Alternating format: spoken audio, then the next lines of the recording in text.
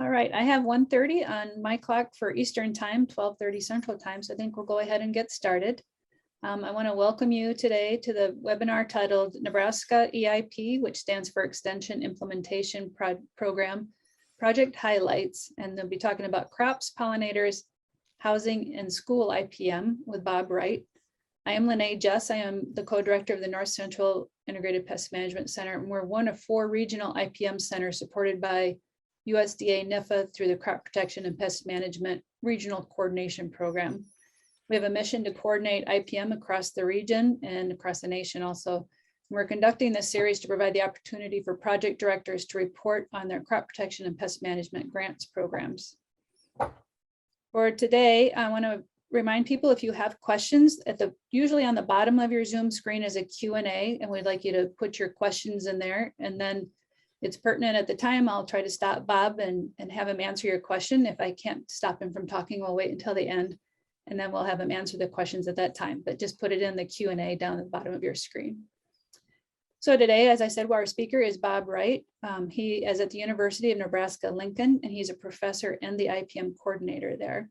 And again, his talk is Nebraska Extension Implementation Project. And Bob, go ahead and take it away. But Bob gave me a couple links, and I'll be putting those in the chat so everybody can see them as we go. Thank you, Bob. Okay, thank you. Well, as Lene said, I'll be giving an overview of some of the activity of our Extension IPM program in Nebraska.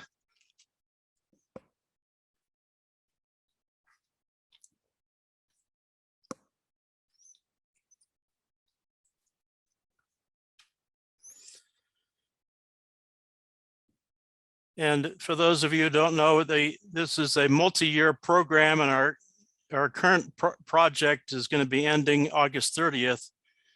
But this shows the areas that we're working in currently. And the percentages are the percent of the total budget that are allocated to these different areas. So as you can see, we're a big area on IPM implementation and agronomic crops, as well as IPM for pollinator health. And then the NIFA program identifies primary and secondary priorities. You have to have at least one primary priority and any number of secondary priorities. We also have had a program in housing and school IPM that I'll spend less time on those. But so from our grant proposal, these were our project goals in terms of basically it's increasing knowledge of and adoption of IPM practices in these different areas with a slightly different emphasis with each area.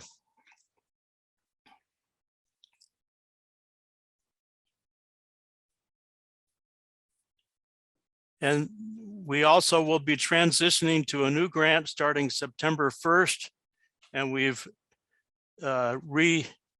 reallocated our budgets. We're only going to focus on IPM and agronomic crops and pollinator health in the future. We've had several people retire or change jobs in those other 2 areas, and we didn't feel we had a strong enough team to address those topics as far as this grant program. So we're going to focus on agronomic crops and pollinator health in the future. So in terms of the people involved in our current project, our Associate Dean for Extension, Rick Rasby, is our project leader. And we have several people involved in the IPM implementation, agronomic crops. And this is true of all the areas. The people are listed here are not the only people working in agronomic crops. There's limits on how many PIs you can have on a grant program, but we have a lot of other faculty involved in IPM that also contribute to this project. But these are the lead people in different areas, either different disciplines or different geographies or locations. And then moving on to the IPM in housing and schools, Clyde Ogg and Jody Green are both involved in those, although Clydog retired last year.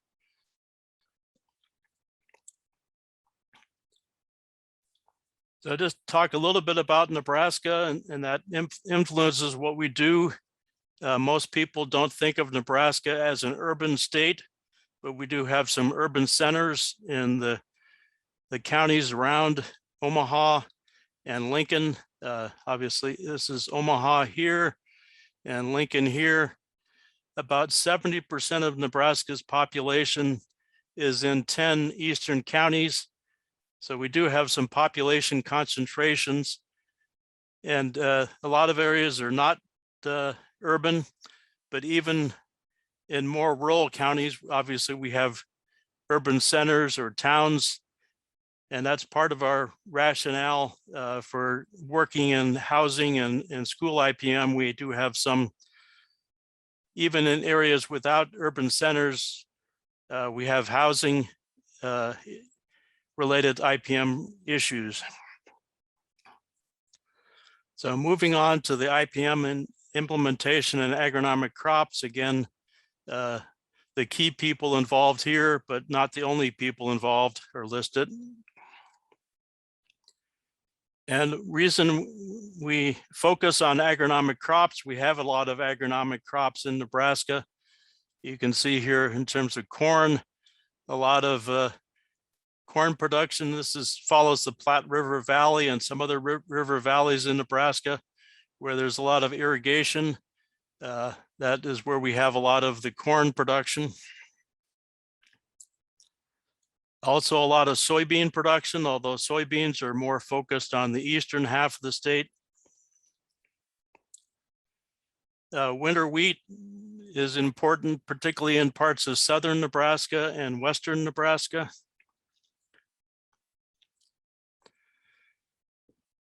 And don't have a large amount of alfalfa, but particularly with our livestock production, we have a lot of both alfalfa and grass hay production. A lot of this is in central and northern Nebraska, as well as the panhandle part of the western Nebraska. And then we have some crops that are smaller acres, but important in where they're grown, particularly in western Nebraska. Sugar beets are a major industry, as well as dry edible beans. And so there's a concentration of those crops in western Nebraska, and their focus is some of the programming in the panhandle area or western Nebraska. So again, irrigated agriculture is an important part of Nebraska. Again, you can see this is the Platte River Valley here. And actually the water table is pretty close to the surface here, and there's a lot of irrigation wells along the Platte River Valley. This is again also where we have a lot of the irrigated crop production, is in this area following the Platte River Valley out to the west, as well as some of the other river valleys in northeastern Nebraska.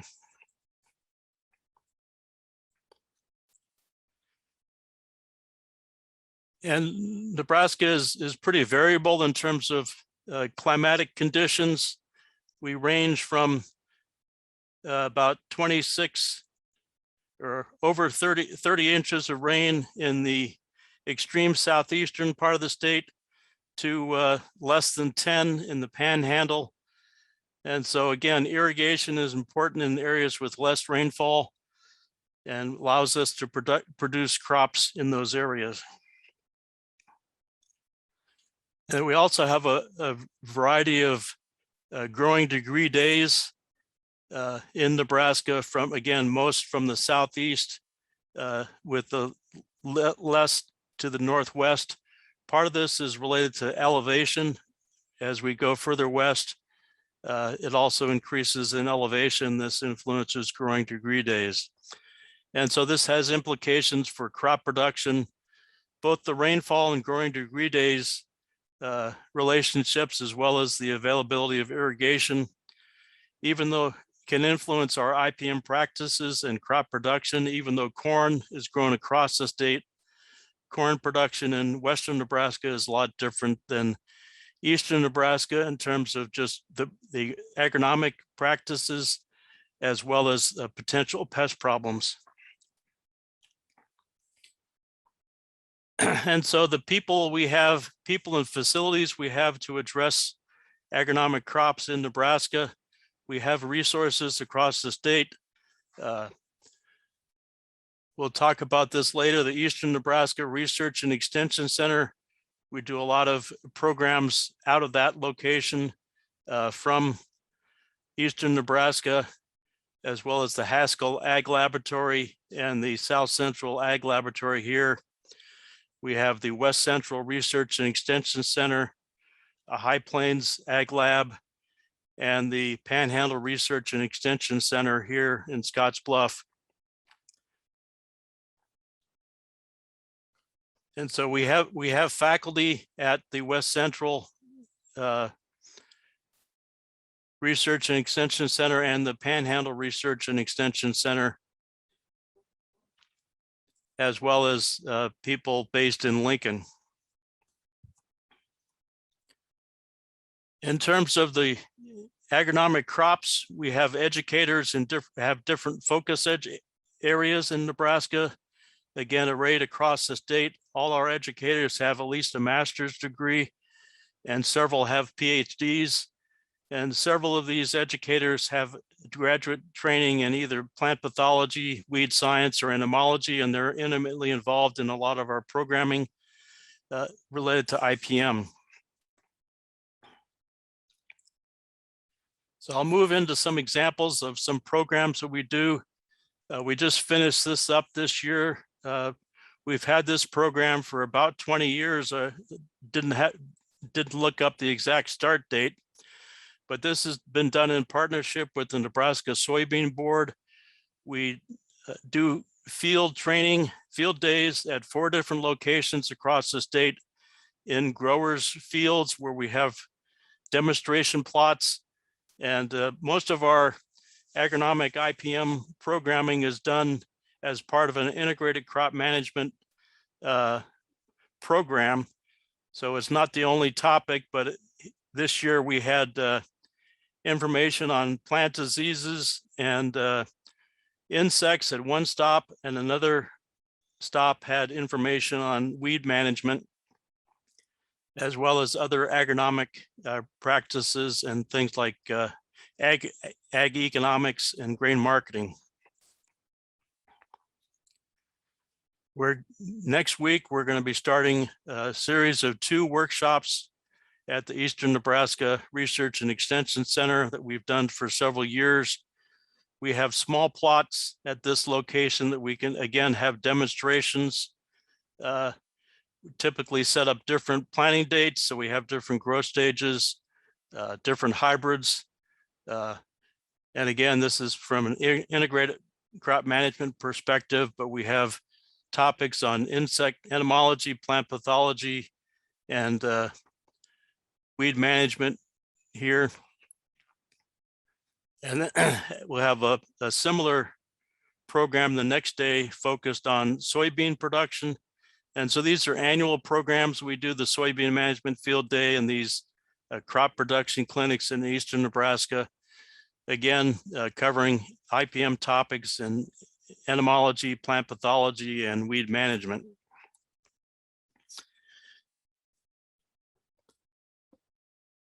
And then some other programs, the weed science program has a couple of field days, one at Clay Center, South Central Ag Lab, where weed scientist Amit Jalla has a lot of his small plot research. And the last several years, he's also had some field days at a grower location where they have problems with herbicide resistant weeds to talk about management of herbicide resistant weeds. And these have been very popular, been supported by both the soybean board and the corn board in Nebraska, and have had good attendance. Couple of newer activities. Some of our newer faculty have gotten involved in hosting podcasts related to our Crop Watch website.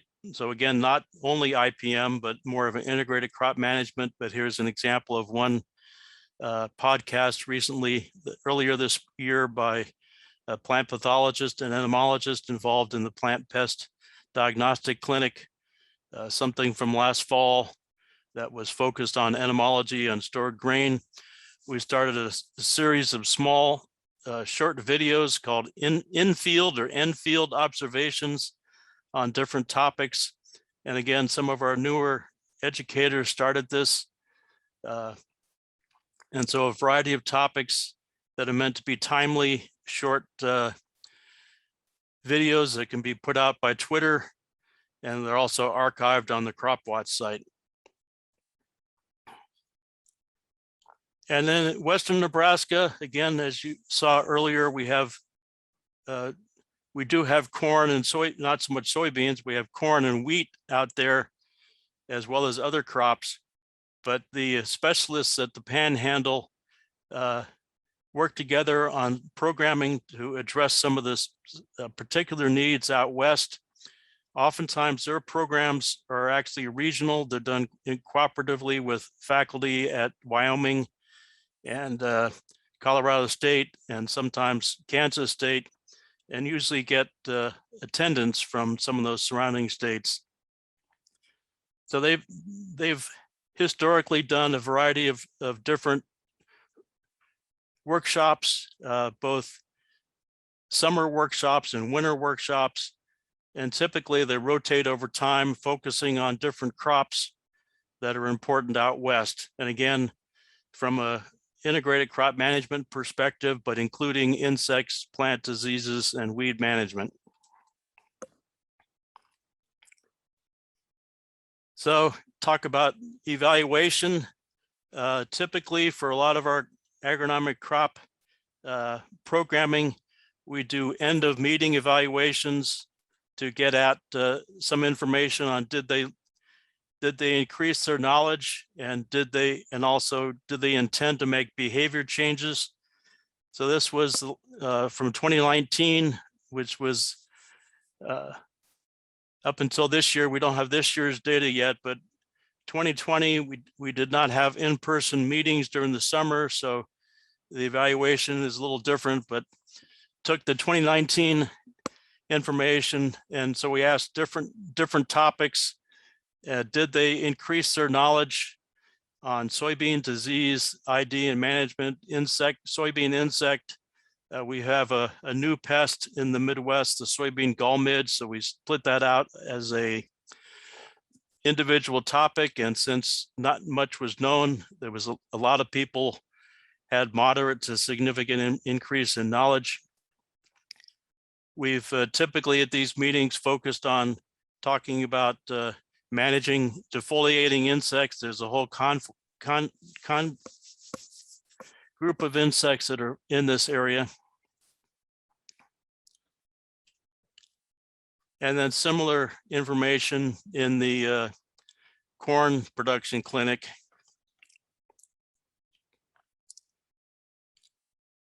In terms of whether they plan to make changes in the future. The other major area we're working in is IPM for pollinator health, led by Dr. Judy Wu Smart. And she's had broad collaborations in her program across Nebraska and the region, a lot of different agencies and either funders or collaborators, both government agencies and different other agencies, industry and nonprofits. And some of the regional work she's doing is involved with the Great Plains Master Beekeeping Group, and also a funded working group to the North Central IPM Center, the IPM4Bees.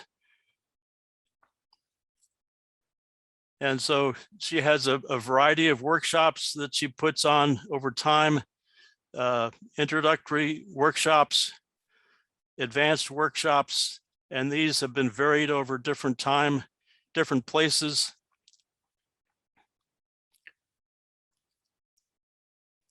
And again, just showing different topics and different locations where she's done workshops over time.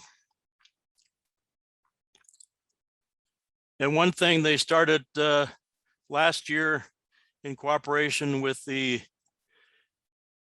I think this was part of the IPM4Bees program. But again, since they couldn't have in-place meetings, they had Zoom meetings.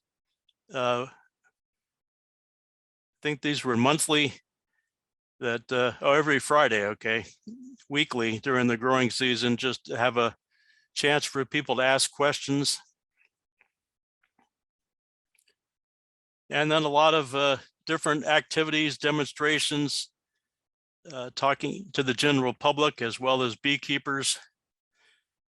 And this is one of our in-field workshops on campus at UNL. And again, showing a variety of programming at different locations. Eastern Nebraska, periodically they go out west to Scotts Bluff. And then the last two areas, as I said, we've sort of been not doing as much the last couple of years on school IPM because of faculty who are no longer in the program. But some of the things that we've been working on in the past is establishing and working with the Nebraska IPM and Sensitive Environments Coalition. This is both people involved in schools as well as daycare. A lot of on-site educational IPM assessments, particularly with schools and daycare settings, and then developing educational materials. And more recently, the last several years, have been working on bed bugs as part of this program. And so there's a broad coalition of people that are working together, the IPM schools, IPM in schools and sensitive environments has a broad membership and meeting quarterly for programming, networking, and identifying needs for the program. A main program of the relative to housing has been the Nebraska Urban Pest Management Conference. It's an annual conference. It's been focused on structural pests and pests affecting public health, working with pest management professionals, as well as agency staff and extension staff. So we have training in this area. So as I said, we're not going to continue this emphasis. We'll still have some of these programs, but not part of the USDA NEVA funded programming. So that's a real quick overview of some of the things we've been doing. I haven't been looking in the chat or Q&A. Lene, have there been any questions come in? I have a question for you. So we all know COVID-19 hit last year and kind of really upended all of our programs. So I have kind of a two-part question. How did that affect your programming in 2020 and now 2021? And do you see it affecting it into the future? Like, do you think you'll be changing things because of things you might have learned through COVID? Yeah, definitely. It was a real scramble, I guess, in Nebraska. Starting about March of 2020, we canceled all in-person meetings. And for a while, there were just some programs that were canceled. But over time, we started developing virtual versions of these. And Judy Wu-Smart in the bee program has a large lab, and they really jumped in and did a lot of videotaping of demonstrations and had virtual trainings. And we did the same with some of our crop programming.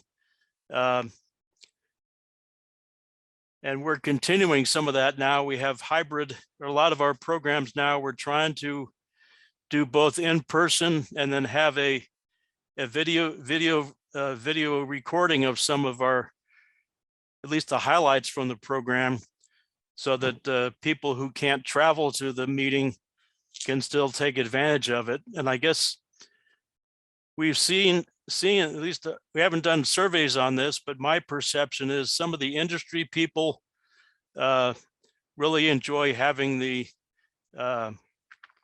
having an online version. Some of them have multi-state responsibilities or large territories, and they can't always attend an in-person meeting just because of scheduling issues. And if they can also get the information online some way, that's beneficial. In some cases, we've organized them into online courses or programs that people can get CCA credit for. And so that's something that's been beneficial. And I talked about some of the other things like trying to do more short videos with the in-field program that can be put out on social media is something we're doing more of.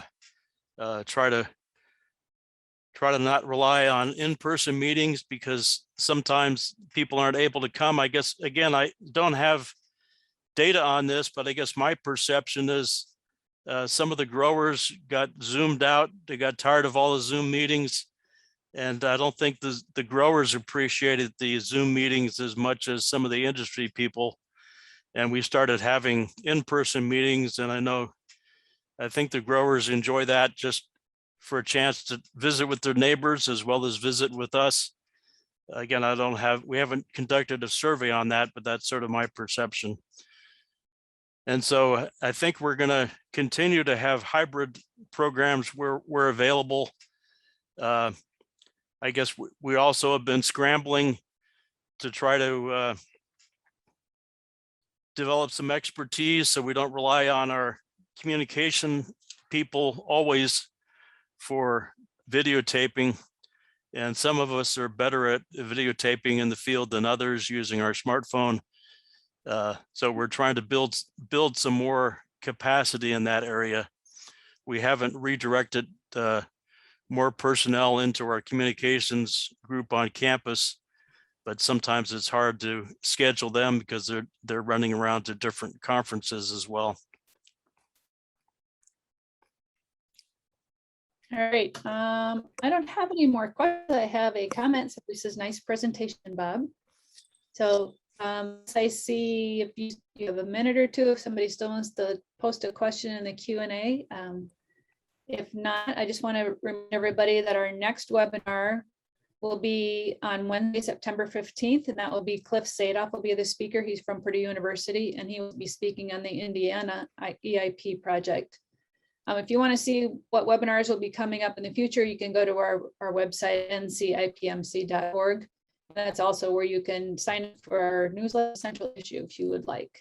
I don't see any more questions, so I want to thank you for doing this for us and being available today. So we look forward to seeing everybody in the future. Thank you.